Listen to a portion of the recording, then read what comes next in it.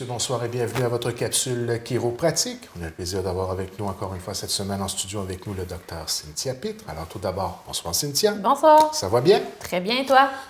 Oui, ça va bien, d'autant plus que cette semaine, on va parler du trampoline, le trampoline, Oui, c'est bien ça? Exactement, le trampoline. Donc, on sait, bon, le printemps arrive, les fameuses trampolines vont probablement faire leur apparition dans les cours. De plus en plus populaire Oui, d'ailleurs. Hein? exactement. J'ai peur de ça, moi.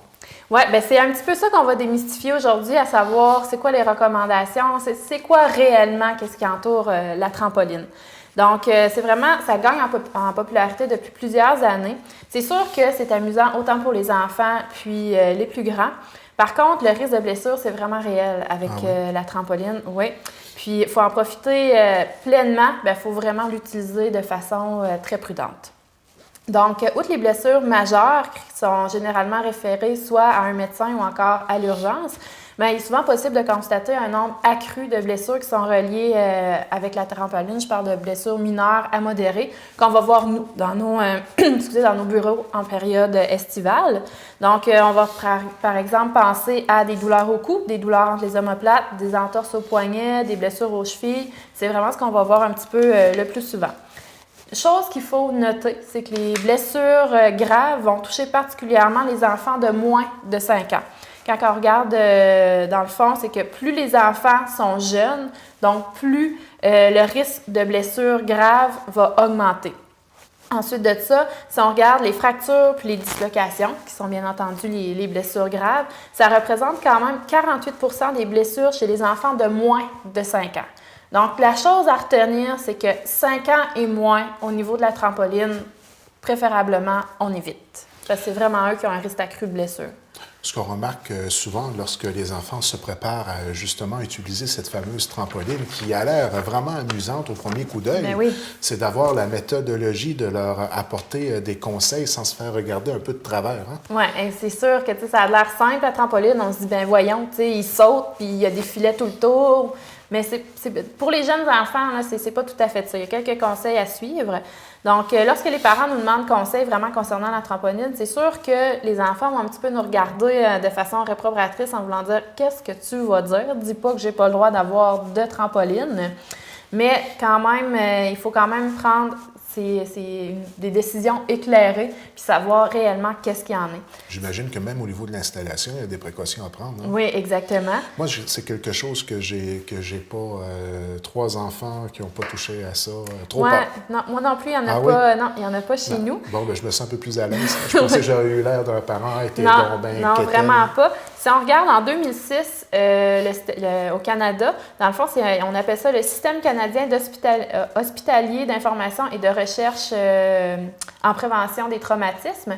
Eux, ils ont répertorié un petit peu dans l'ensemble du Canada les diverses consultations qui avaient été faites à l'urgence. Donc, si on regarde en 1990, des blessures reliées à la trampoline, il y en avait 149. En 1998, on est passé à 557. Donc, ça a triplé en une dizaine d'années, dans les années 90. Puis, le taux d'hospitalisation durant cette même période a augmenté de 56 %.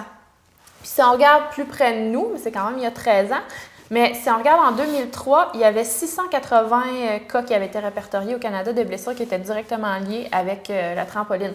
Donc, on voit que depuis le début des années 90, il y a quand même eu une bonne progression du nombre de blessures. Donc, les statistiques ne parlent par elles-mêmes. Exactement, c'est en plein ça. Donc, c'est sûr que tous les sports vont comporter des risques puis que les enfants ils ont besoin de bouger. Par contre, le trampoline, lui, permet de développer plusieurs aptitudes physiques. Mais toutes les recherches démontrent clairement que le trampoline augmente vraiment drastiquement le risque de blessure.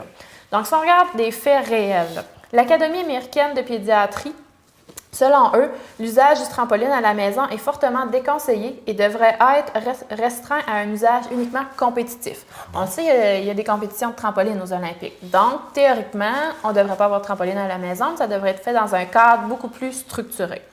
Ensuite, la Société canadienne de pédiatrie, elle déconseille l'utilisation du trampoline chez les jeunes enfants et c'est très comprenable avec ce que je dis depuis tantôt. C'est vraiment le 0-5 ans, si on veut. C'est vraiment là que le risque de blessure est beaucoup plus élevé et plus l'enfant est jeune, plus le risque de blessure grave augmente. Donc, il faut faire vraiment attention avec cette tranche d'âge-là. Maintenant, selon une étude finlandaise, le trampoline représente 13 des blessures chez les enfants durant la période estivale. Puis, il y a 75 des blessures qui surviennent lorsqu'il y a plus d'un enfant sur un trampoline, lorsqu'ils sont plusieurs. Finalement, l'utilisation d'un filet et la supervision ne garantissent pas d'éviter des blessures. Il y a près de la moitié des blessures qui surviennent sous la supervision des parents. Donc, c'est pas parce qu'on se dit, ben oui, mais il y a le filet, nous, on surveille. Il y a quand même 50 des blessures qui vont survenir à ce moment-là. Ensuite de ça, les tentatives de saut périlleux augmentent le risque de blessures sérieuses à la colonne vertébrale parce que souvent, les sauts périlleux, c'est de faire des pirouettes et tout ça. Ils vont retomber quand même lourdement sur la trampoline. Donc, à ce moment-là, vraiment, on augmente beaucoup le risque de blessure au niveau de la colonne vertébrale. Les fameux jeux gonflables aussi. Là. Oui. Ils sont 125 là-dedans, exactement. Pour descendre la glissade. Là. Moi, je trouve que... Parce que c'est ça, en plus, le jeu gonflable, bien justement, on va à des fêtes, ils sont une dizaine d'enfants, ils grimpent tout en même temps, ils jettent dedans tout en même temps. On n'aura pas avoir la supervision qu'on veut. Il y a des chances qu'il y en a un qui tombe ou qui se fasse mal. Là. C'est des vraiment... accidents. Là. Oui, c'est des accidents, mais des fois, c'est on veut essayer de les limiter le plus possible. C'est pas facile de coordonner un jeu gonflable lorsqu'on est soit moniteur de terrain de jeu ou ces choses-là. Exactement. Pour l'avoir vécu personnellement. Toute une aventure, j'ai eu chaud. OK. Oui, franchement. Là. Donc, dans le fond, finalement, il y a des chercheurs qui se sont penchés sur la façon de rendre cette activité-là sécuritaire. Mais ils en sont venus à la conclusion qu'il n'y avait aucune façon de rendre la trampoline sans danger. Mais ils ont quand même émis quelques recommandations pour diminuer les risques. Donc, on parle à ce moment-là de sauter au centre du trampoline. Bien entendu, d'être une seule personne à la fois. Pas 4-5 enfants dans le trampoline, un à la fois. Ce qu'on voit très souvent. Exactement. De ne pas sauter sur le trampoline d'un point plus élevé. Donc, on ne met pas la trampoline en bas du balcon. Tu sais, ça, c'est pas une bonne idée. Ou sauter du toit de la maison sur la trampoline. Exactement. Ne pas effectuer de saut périlleux ou de pirouette, comme je le mentionnais tout à l'heure. Ne pas utiliser le trampoline comme tremplin. Comme des fois, on voit des super vidéos, là, trampoline, piscine.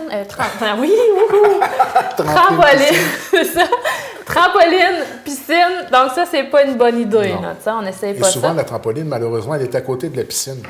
Ça donne des mauvaises idées, là, surtout le dimanche après-midi avec 2 bières. Là.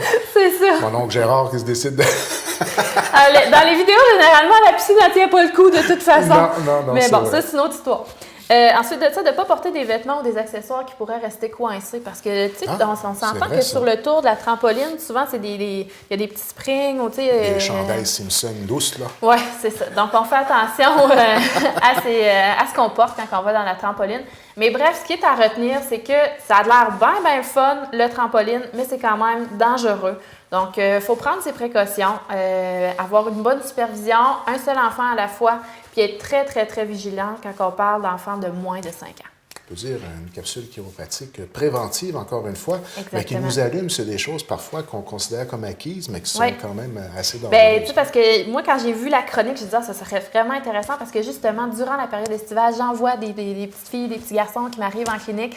Là, tu demandes aux parents, ouais, mais c'est parce qu'il a fait de la trampoline, puis là, c'est après ça que la douleur est apparue. Donc, tu sais, puis à la limite, trop de trampoline, ça peut amener une problématique aussi, tu sais, à force de tout le temps sauter, puis faire des pirouettes. Il faut être vigilant par rapport à cette activité physique-là, qui comporte quand même plus de risques qu'une activité que la marche. Oui, c'est ça, c'est certain. Il faut quand même en être conscient. Ouais. Ça conclut pour cette semaine. Oui, donc moi, je suis à Chenard. Vous pouvez me rejoindre au 418-689-2447.